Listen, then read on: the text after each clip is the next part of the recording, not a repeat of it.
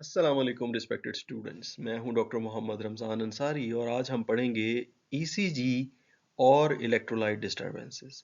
कौन से electrolyte disturbances कौन सी ईसीजी चेंजेस कॉज करते हैं, ये एक मुश्किल और अहम सवाल है एग्जाम्स के पॉइंट ऑफ व्यू से। हाइपोकैलीमिया में यू का वर्ड हमेशा याद रखें। यू शेप एसटी सेगमेंट यानी एसटी सेगमेंट डिप्रेस हो जाता है। टी वेव्स यू की शेप ले लेती हैं, इन्वर्टेड टी वेव्स हो जाती हैं और प्रोमिनेंट यू वेव्स आ जाती हैं जो कि अपवर्ड वेव्स होती हैं, डाउनवर्ड नहीं होती। हाइपरकैलीमिया के साथ क्या होता है, एसटी सेगमेंट एलिवेट हो जाता है और hyper acute T waves, hyperkalemia hyper acute T waves आ जाती हैं और हाइपर एक्यूट टी वेव्स जो होती हैं उनके साथ एसटी सेगमेंट भी एलिवेट हो जाता है, ऊपर की तरफ चला जाता है। पीआर इंटरवल प्रोलॉन्ग हो जाता है और क्यूआरएस प्रोपेगेशन स्लो हो जाती है। क्यूआरएस और एसटी प्रोपेगेशन स्लो होने से यानी क्यूआरएस कम्प्लेक्स वाइड हो जाता है। हमेशा याद रखिए कि हाइपरकैलीमिया में कार्डियक कॉन्ट्रैक्टिलिटी कम हो जाती है या कार्डियक इम्पल्स का जो फ्लो है वो डिक्रीज हो जाता है और उसकी वजह से heart will stop in diastole. Whereas hypokalemia में कार्डियक कॉन्ट्रैक्टिलिटी इंक्रीज हो जाती है और कार्डियक इम्पल्स की जो प्रोपेगेशन है वो फास्ट हो जाती है, इस वजह से heart will stop in systole.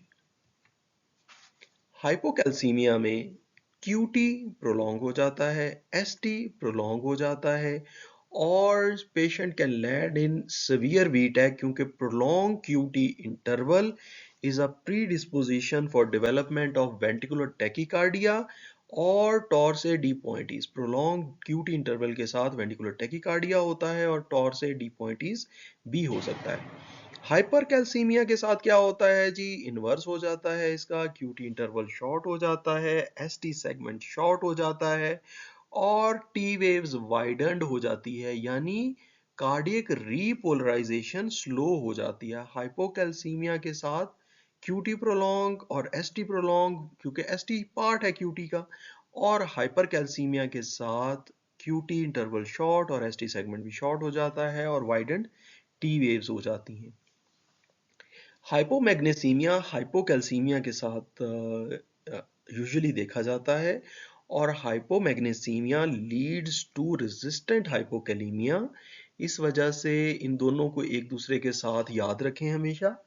और इसमें उसी तरह की चेंजेस आती हैं जिस तरह की चेंजेस आपको मिलती हैं हाइपोकैलीमिया में, यानी डिप्रेस्ड एसटी सेगमेंट होगा, इन्वर्टेड टी वेव हो जाएंगी और प्रोलॉन्ग्ड क्यूटी इंटरवल हो जाएगा, जैसा कि हाइपोकैल्सीमिया में देखा जाता है। क्योंकि हाइपोकैल्सीमिया और हाइपोमैग्नीसीमिया भी को एग्जिस्ट करते हैं, हमेशा एक दूसरे को एग्रेवेट करते हैं और एक दूसरे की करेक्शन के साथ बेहतर होते हैं।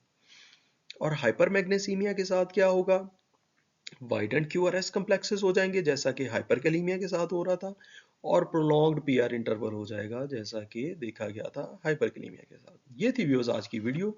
मुझे उम्मीद है इससे आपको बहुत यूजफुल इंफॉर्मेशन मिलेगी और ये चेंजेस याद रखने में फ़ायदा मिलेगा। अस्सलाम वालेकुम।